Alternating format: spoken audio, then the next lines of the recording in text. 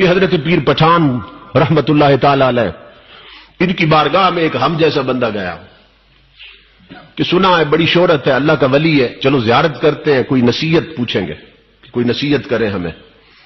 جب وہاں گیا تو آپ بیٹھے تھے، ملاقات ہوئی تو کہنے لگا حضرت کوئی نصیحت فرما دے۔ آپ ہنس پڑے، فرمائے بیٹا 2 باتیں فقیر کی یاد رکھنا، اگر رب کو خود سے بہتر نہ سمجھ سکو نا، اب نصیحت سن، ولیوں کے کیا انداز۔ فرمایا میرے بیٹا تو نے کہا نصیحت کرے، تو فقیروں کی نصیحتیں تو ایسی ہوتی ہیں، اب میری نصیحت یہ ہے کہ اگر رب کو اپنی ذات سے برتر اور بہتر نہ سمجھ سکو تو کم از کم زندگی بھر رب کو اپنے جیسا ضرور سمجھتے رہنا۔ اگر بہتر نہ سمجھ سکو اپنے جیسا ضرور سمجھ، اپنے برابر ضرور سمجھتے رہنا رب کو۔ وہ دل میں نا بڑا کڑنے لگا، کہنے لگا، کہتے بہت بڑا اللہ کا ولی ہے، یہ بھی کوئی بات تھی کرنے کی؟ کوئی مسلمان ایسا ہے جو رب کو سب سے برتر نہ سمجھے، سب سے افضل نہ سمجھے؟ یہ کیا بات کر دی انہوں نے؟ کہتے ہیں کہ رب کو بہتر نہ سمجھ سکو تو کم از کم اپنے برابر ضرور سمجھتے رہنا۔ یہ کوئی بات تھی؟ میرا وقت ضائع ہو گیا، سارا سفر بیکار گیا، دل ہی دل میں کھوڑنے لگا۔ اولیاء کرام تو دلوں کے جاسوس ہوتے ہیں نا، معلوم ہوتا ہے کیا سوچ رہا ہے۔ ہنس پڑے، فرمایا بیٹا یہ نصیحت نہ پلے باندھ لینا میری جو میں نے کی ہے۔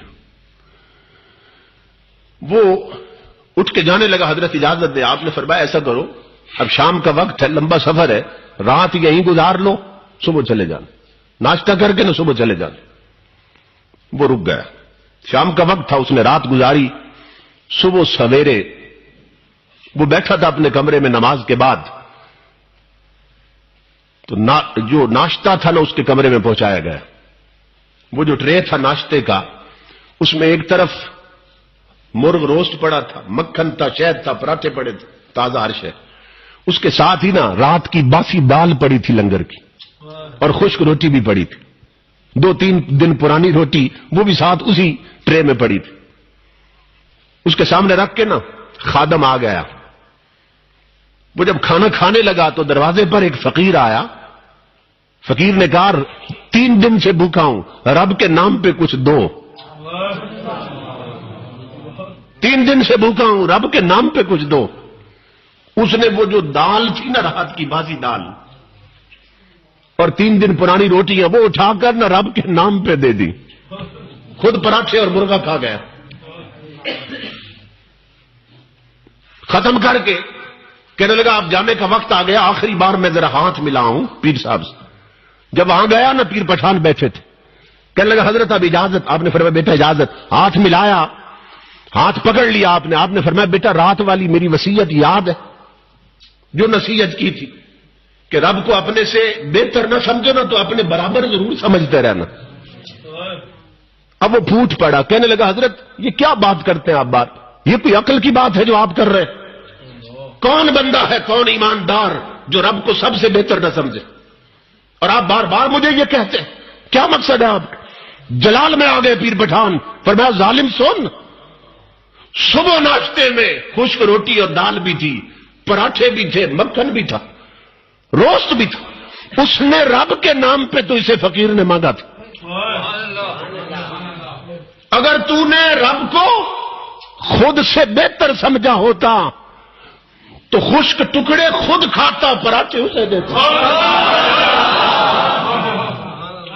دال خود کھاتا، مرغا اسے دے دیتا۔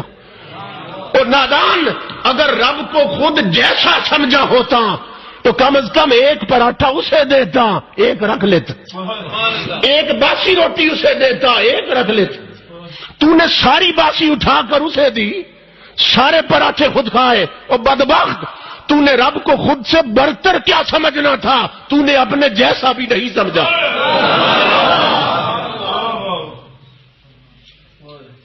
تو بات سمجھ آئی؟ یہ صرف اس کا کیس نہیں تھا، ہمارا کیس بھی ہے، ہم سب کا یہی معاملہ ہے۔ ہم نے رب کو سب سے برتر تو کیا اپنے جیسا بھی کبھی نہیں سمجھا۔ رب کے نام پہ ہم سے بھوکا مانگتا ہے، تو وہ جو بیکار شے کھانے کی ہے نا گھر میں وہ اٹھا کے دیتے ہیں. رب کے نام پہ فقیر پیسہ مانگتا ہے، پرس اور بٹوا نکالتے، جو سب سے پرانا نوٹ ہے وہ رب کے نام پہ دیتے ہیں. ننگا آتا ہے دروازے پر صدا لگاتا ہے، رب کے نام پہ دو. تو گھر میں جو سب سے پرانا سوٹ ہے وہ رب کے نام پہ دیتے ہیں. اور قرآن کیا کہتا ہے؟ لن تنالوا البر حتی تنفقوا مما تحبون، کہ تم تب تک نیکی پا نہیں سکتے جب تک اپنی پسند کی شے یار کے راستے میں نہ لٹاؤ.